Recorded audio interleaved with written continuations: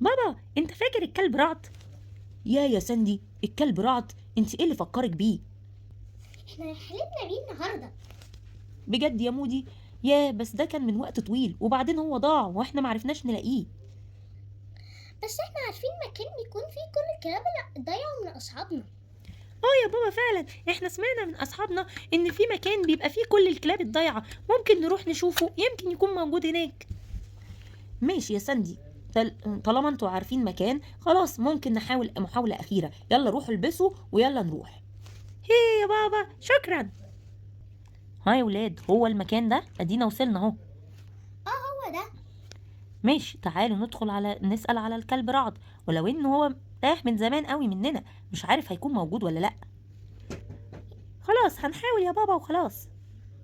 مساء الخير يا فندم، سمعنا انه في عند حضراتكم ممكن نلاقي كلب ضايع. اصل احنا عندنا كلب ضاع من زمان اسمه رعد، ضايع من عندنا من زمان، وعرفنا ان المكان هنا لو حد لقى كلب ضايع بيجيبه هنا.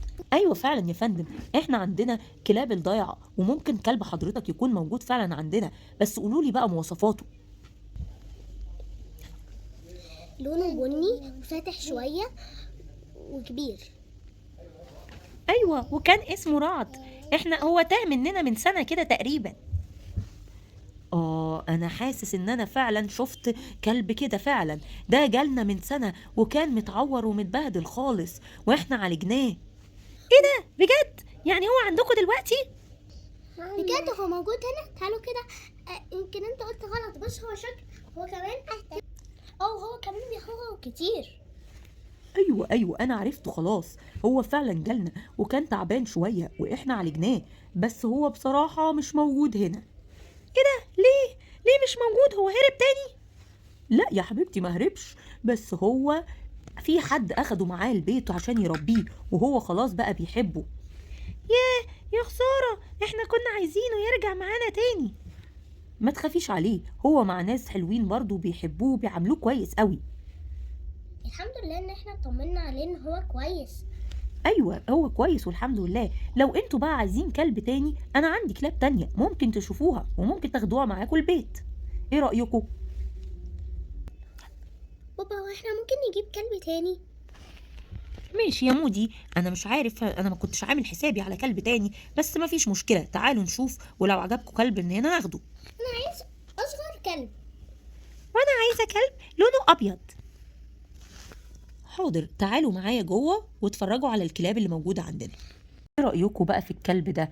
ده اكتر كلب يقيد فيه المواصفات اللي انتوا عايزينها. ايه رأيكم، حبيتوه؟ ده حلو قوي. ايوه ده حلو قوي. ده شكله كيوت خالص وانا حبيته قوي. ايه رأيك يا بابا؟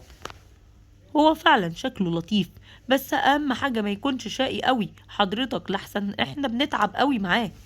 لا ما تخافش، الكلب ده ظريف ولطيف ومش شقي خالص، وكمان متعود على البيت وبيعمل كل حاجة كويس. طيب الحمد لله، علشان احنا خايفين نتعب معاه بس. لا ما تخافش حضرتك، ده كلب ظريف جدا. ايوه يا بابا، احنا عايزينه، احنا حبيناه. يا بابا ده حلو قوي، واحنا هنهتم بيه ونراعيه. ماشي يا مودي، خلاص احنا هناخد الكلب ده حضرتك. تمام، بس اهم حاجة تخلوا بالكم منه، لان هو كلب عزيز علينا قوي واحنا بنحبه. ما تخافش يا فندم، احنا بنحب الكلاب جدا، وهنحافظ عليه وهنرعاه. تمام، اتفضلوا. الكلب الجديد اهو جه، يا رب بقى تعرفوا تعتنوا بيه وتربوه كويس. ما تخافش يا بابا، احنا هنحبه قوي وهنلعب معاه واحنا اللي هنهتم بيه. تمام، بس بتفكروا تسموه ايه؟ عندكوا افكار؟ ايوه بابا انا عندي اسم، انا عايزه اسمي بينجو. مم. حلو فعلا، حلو اسم بينجو، ممكن نسميه. خلاص يا مودي، زي ما انت عايز، يبقى الكلب ده من دلوقتي اسمه بينجو. يلا يا بينجو.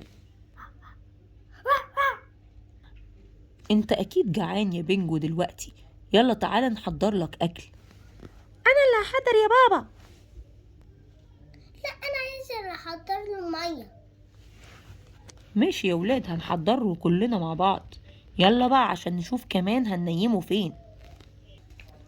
انا هعمل لكم بيت صغير في الجاردن علشان ينام فيه. شكرا يا بابا.